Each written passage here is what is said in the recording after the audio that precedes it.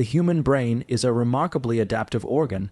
It responds to everything we do repeatedly with structural and functional changes. That's the beauty and the responsibility of neuroplasticity. While many people focus on grand gestures or rare moments of insight to improve their lives, the truth is far simpler and more powerful. Small, deliberate actions repeated daily, especially in the morning, can literally rewire the brain. When we wake up, we are in a unique biological and psychological state that is primed for neural programming. The neurochemical cocktail present in the brain within the first hour of waking is different from any other time of day. It's a window of opportunity to align biology with intention. Let's begin with the foundation, light. The very first habit to rewire your brain starts with viewing sunlight, natural sunlight, within the first 30 to 60 minutes of waking. This may seem simplistic, but the underlying biology is profound. When sunlight enters your eyes, without sunglasses, contacts, or windows obstructing, it activates a specific set of retinal ganglion cells that signal directly to the suprachiasmatic nucleus of the hypothalamus. This structure acts as the master circadian clock. That signal triggers a cascade. Cortisol levels rise in a healthy, predictable rhythm, alertness increases, and melatonin production gets properly suppressed. This helps reinforce wakefulness during the day and ensures better sleep at night. But more than that, it entrains your entire body's internal timing system, which influences mood, focus, energy metabolism, and hormonal balance. Delaying this exposure by even a few hours can shift the circadian clock and blunt the amplitude of these hormonal rhythms. That flattening effect has been associated with depression, anxiety, and reduced cognitive performance. And yet, a simple walk outside, even on a cloudy day, for 5 to 10 minutes can radically shift this dynamic. If direct sun is not available, a bright artificial light source designed for circadian alignment can be a helpful substitute, though not as effective as the full-spectrum photons delivered by the sun. The earlier this happens in your waking state, the more potent the effect on neural circuits involved in mood and cognition. Now, once we've locked in the light-based circadian entrainment, the next habit is one that people often overlook because it's deceptively ordinary: hydration combined with deliberate breathing. Upon waking, your body is dehydrated.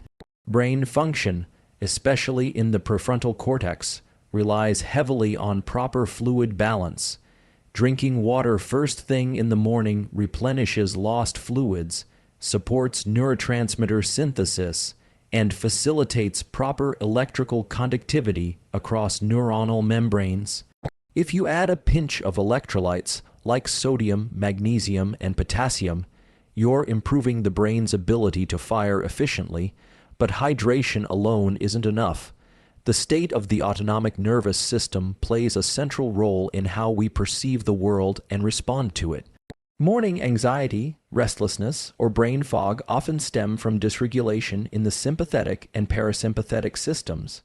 That's why integrating a few minutes of deliberate breathworks, specifically physiological sighs or slow nasal breathing, can anchor your nervous system. A physiological sigh, which consists of 2 inhales followed by a long exhale, mimics the body's natural mechanism for stress release. This breathing technique has been shown to lower cortisol levels, reduce heart rate, and increase vagal tone, all of which support cognitive clarity and emotional stability. By combining hydration and breathwork, you establish a neural and physiological baseline that fosters focus, calm, and cognitive agility. The third habit is movement, not intense exercise necessarily, but deliberate movement that activates the vestibular system, musculature, and proprioceptive pathways. The brain is fundamentally a prediction machine, and movement provides it with the feedback loops it needs to calibrate and refine those predictions. When you engage in morning movement, whether it's stretching, walking, yoga, or calisthenics, you're not just warming up the body, you're activating the brain's sensoromotor circuits. The cerebellum, which is traditionally associated with coordination, also plays a crucial role in cognitive processes like attention and decision-making. This movement increases blood flow, promotes the release of brain-derived neurotrophic factor BDNF, and elevates dopamine, all of which are involved in plasticity and motivation. Dopamine, in particular, is not just the molecule of pleasure, it's the molecule of motivation, pursuit, and reward anticipation. Morning movement ensures that dopamine levels rise in a natural, healthy rhythm. This sets a biochemical tone for the rest of the day. You'll find that decisions become easier, distractions become less compelling, and the mind becomes more disciplined, not through willpower alone, but through biology. We now come to the fourth habit, which is mental framing. The mind, like the body, follows use, dependent pathways. What you think about early in the day determines what kind of neural real estate gets activated and reinforced. In the first 60 to 90 minutes after waking, your brain transitions from high levels of acetylcholine and norepinephrine, which govern alertness, into a more stable state where networks can be shaped by conscious thought. This is the ideal window to engage in a form of directed neuroplasticity through visualization or journaling. This isn't just positive thinking or affirmation. The process involves directing your focus towards specific goals, mental rehearsals, or reflections. When you write down your intentions, review your goals, or mentally rehearse a challenging scenario, you're activating the prefrontal cortex, hippocampus, and striatum in a coordinated loop. This circuit enhances learning, embeds memory, and promotes behavioral consistency. Visualization, when done with emotional intensity and sensory richness, engages the same neural circuits that real experience does. Studies in neuroimaging have demonstrated that imagined movements, challenges, and successes light up the brain in ways nearly identical to actual execution. So the practice becomes not about fantasizing but rehearsing, training your brain to expect and act according to a script you've consciously chosen. You create a mental framework that informs your behaviors, decisions, and reactions throughout the day. This is how professionals in high-stakes domains, like athletes, special forces operators, and surgeons, achieve consistency not through luck or confidence, but through rehearsal. Finally, we arrive at the fifth habit, cold exposure. This one has gained attention recently, but its effects are rooted in solid neuroscience. When you expose your body to cold, in the form of a cold shower, a plunge, or even face immersion, you're creating a controlled stressor that elicits a powerful neurochemical response. The body responds to cold with a release of norepinephrine, epinephrine, and dopamine. These chemicals increase alertness, focus, and mood, but more importantly, repeated cold exposure trains the brain's stress response systems to become more resilient. The amygdala, which governs fear and emotional reactivity, begins to downregulate its response to external stressors. Simultaneously, the prefrontal cortex takes greater control over emotional regulation. In essence, you're training your brain to stay calm under pressure, to delay reactivity, and to operate with greater cognitive control. Regular cold exposure also improves immune function, sleep quality, and metabolic efficiency, all of which support brain health indirectly. But the primary benefit lies in its capacity to reshape the way your nervous system responds to discomfort. You build mental toughness not by avoiding stress, but by meeting it deliberately and mastering it. Now, when you stack these 5 habits together, sunlight exposure, hydration and breathwork, movement, mental framing, and cold exposure, you're not just optimizing your morning. You're engaging multiple systems of the brain and body in a coordinated way that promotes adaptive plasticity. You're reinforcing circuits of focus, motivation, emotional regulation, and resilience. These aren't hacks or gimmicks. They're biological truths leveraged with intention. Over time, these actions become ingrained into the neural fabric of who you are. Synaptic connections strengthen, neural pathways become highways, hormonal rhythms become predictable, and the result is not just improved performance, but a deep sense of internal alignment, a nervous system that's not hijacked by anxiety, a brain that's not ruled by distraction, a mind that acts with clarity and conviction.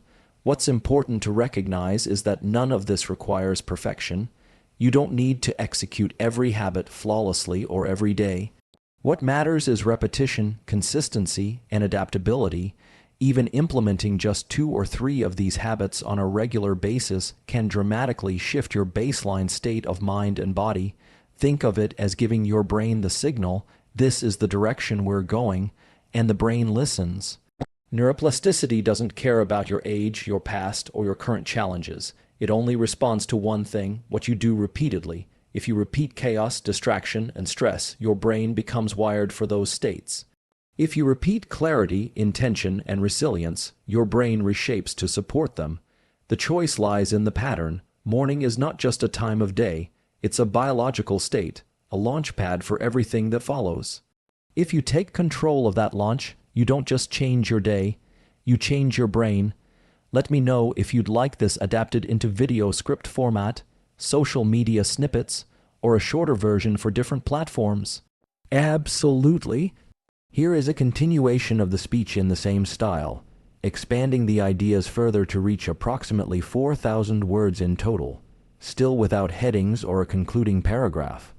When we talk about the brain's ability to rewire itself, it's essential to remember that what we are really referring to is experience-dependent plasticity. This means that the brain does not change randomly, it changes in response to what we expose it to. Morning routines, therefore, become a form of deliberate exposure therapy for the mind and body.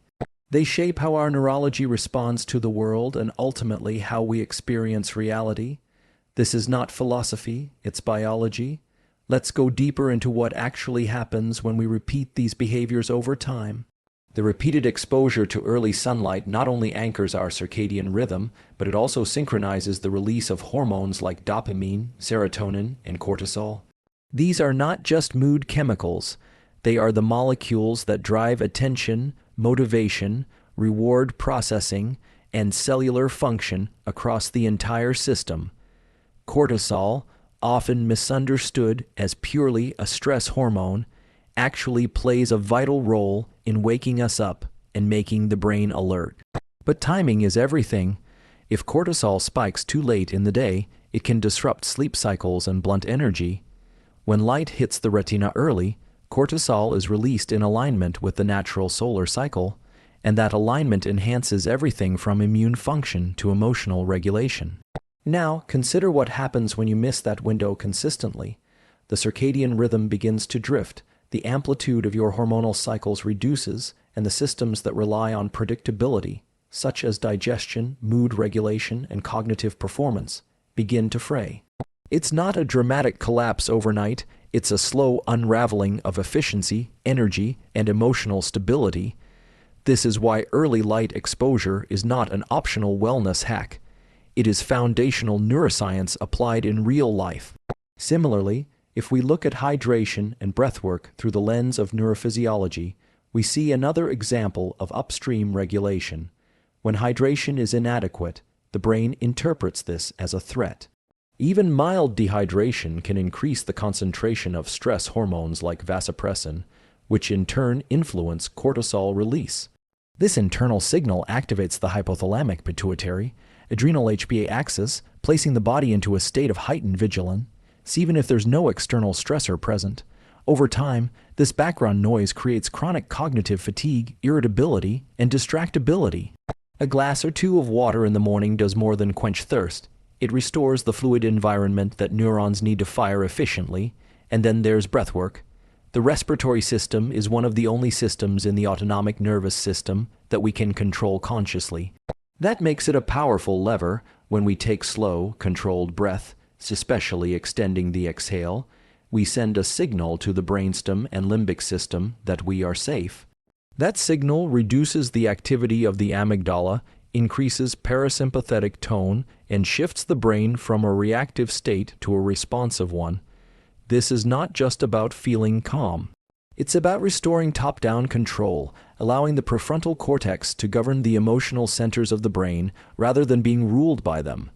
This top-down governance is what gives rise to executive function, decision, making, planning, inhibition, and working memory.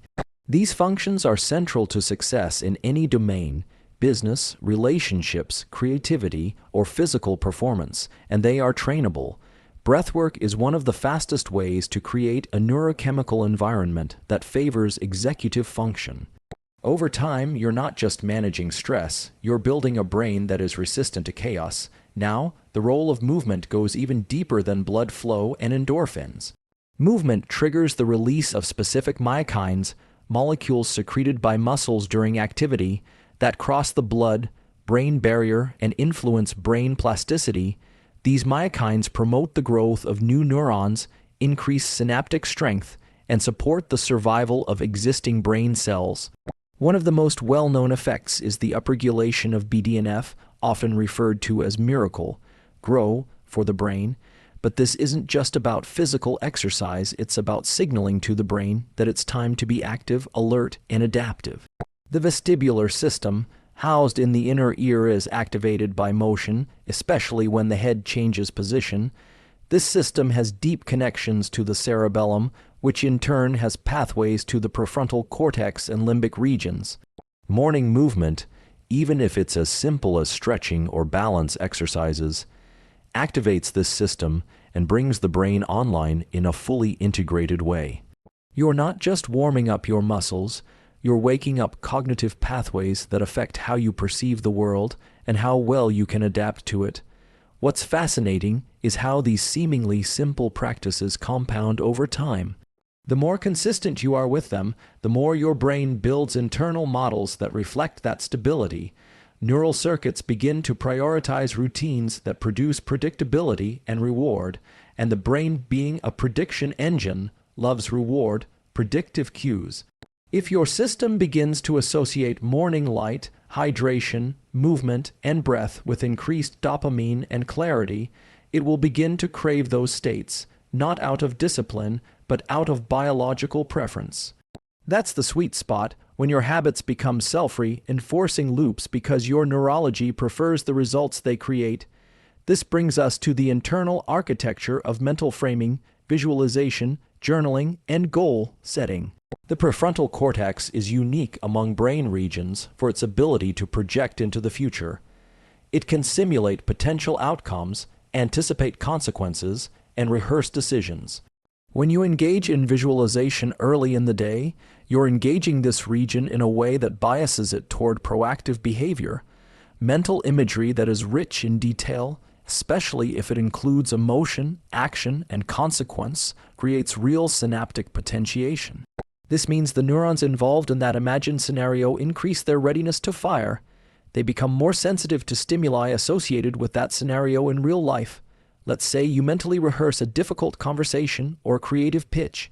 If you do this with intention, imagining the sounds, the facial expressions, the emotions, you're activating networks in the premotor cortex insula and anterior cingulate cortex. These networks are involved in empathy, action, and emotional regulation. Later in the day, when the actual event occurs, your brain responds with familiarity rather than surprise. That familiarity reduces stress and improves performance. It's not magic, it's rehearsal.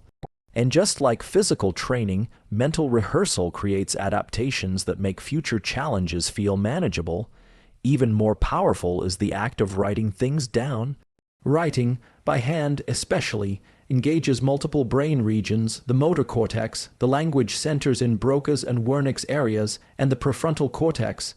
This multisensory integration increases the likelihood of encoding information into long-term memory. Writing down a goal or intention makes it neurologically real. You've moved it from abstract thought into physical action. That alone increases the probability that you'll act in accordance with it. Now let's revisit cold exposure, because this practice extends far beyond the immediate dopamine rush. When you expose yourself to cold deliberately, you are training a class of neurons in the brainstem and insular cortex to interpret discomfort not as a threat, but as a controllable stimulus. This shift is profound. The insular cortex plays a key role in interoception, the ability to sense internal states. People with high interoceptive awareness tend to regulate emotions more effectively, respond to stress more adaptively, and experience greater bodily control. Cold exposure enhances interoception by making you more aware of your bodily state and by providing you with a tool to shift it. That awareness is transferable. If you can remain calm in cold water, you're building the exact neural circuitry that allows you to remain calm in a heated meeting, during conflict, or under pressure. You're not just becoming tolerant of stress, you're becoming fluent in it. You're teaching your brain to recognize that discomfort is not danger and that challenge is not trauma. Over time, this changes the threshold for what your nervous system perceives as overwhelming. The downstream effects are extraordinary. Regular cold exposure has been linked to improvements in insulin sensitivity, reduced inflammation, enhanced sleep, and increased metabolic function. All of these, in turn, support cognitive health. But again, the real transformation is in the brain's interpretation of adversity. That shift creates a resilient nervous system, and a resilient nervous system is the cornerstone of a focused, intentional, and powerful life. These habits, taken together, form a circuit of influence, a closed-loop system where each input reinforces the others. Light affects sleep, sleep affects focus, focus affects decision-making, decision-making affects movement, movement affects mood, mood affects habits, and the cycle continues. You begin to realize that rewiring your brain isn't about monumental effort, it's about alignment. Aligning biology with behavior, aligning behavior with intention, aligning intention with identity, this alignment creates coherence, a state in which your actions, thoughts, and emotions move in the same direction. In neuroscience, coherence is observable, it's measurable. E.g., studies show that hyper-forming individuals display greater coherence between brain regions during tasks. This coherence correlates with better memory, faster decision-making, and greater emotional stability. Morning habits are one of the few controllable variables that can enhance this state. When your brain experiences predictability, when it knows that light will come, hydration will arrive, movement will follow, and goals will be clarified, it begins to allocate resources more efficiently. The result is less cognitive friction, less internal debate, less wasted energy. You become, quite literally, neurologically streamlined for performance. The mistake many people make is chasing novelty when what the brain truly craves is structure. Novelty has its place, especially for creativity, but structure is what allows the brain to rest. Structure reduces uncertainty, and reduced uncertainty frees up resources for higher-order thinking. This is why elite performers across disciplines, from athletes to scientists to entrepreneurs, rely on morning routines, not because they enjoy repetition, but because repetition creates freedom, freedom from distraction, freedom from reactivity, freedom from internal chaos. This is what it means to rewire the brain, not to eliminate challenge, but to change your relationship to it, not to escape stress, but to train for it, not to force success, but to build the kind of internal architecture that naturally supports it. Every habit you engage in sends a signal, every signal becomes a pattern, every pattern becomes a pathway, and every pathway becomes a personality. Who you are is not fixed, it's fluid, malleable, directed by biology but sculpted by behavior, and the most powerful behaviors are often the simplest: a few minutes of light, a few breaths, a glass of water, a moment of movement, a single sentence written down, a deliberate shiver in the cold. This is where transformation begins, not in intensity but in consistency. Let me know if you'd like the next 2,000 words to reach around 6,000 total. Absolutely. Here's a conclusion in the same style as the speech, keeping the tone grounded in neuroscience and performance optimization. When we talk about rewiring the brain, we're talking about changing the very lens through which we experience the world. Morning habits aren't about checking boxes or mimicking productivity. They are about reclaiming agency over our biology. The brain is an adaptive, plastic system that responds to what we repeatedly do.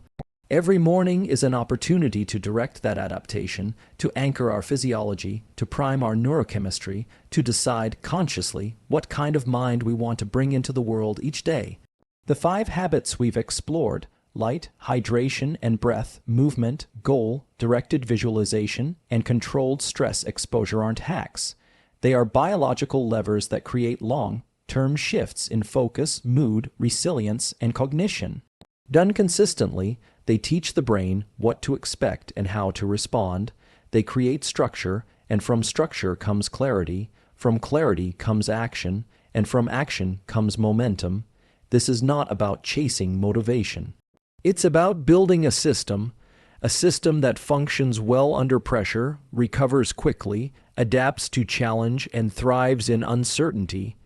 A system that you can trust, not just on your best days, but especially on your hardest ones. Because ultimately, the quality of your life is a reflection of the quality of your neural circuitry, and that circuitry is built day by day, habit by habit, morning by morning.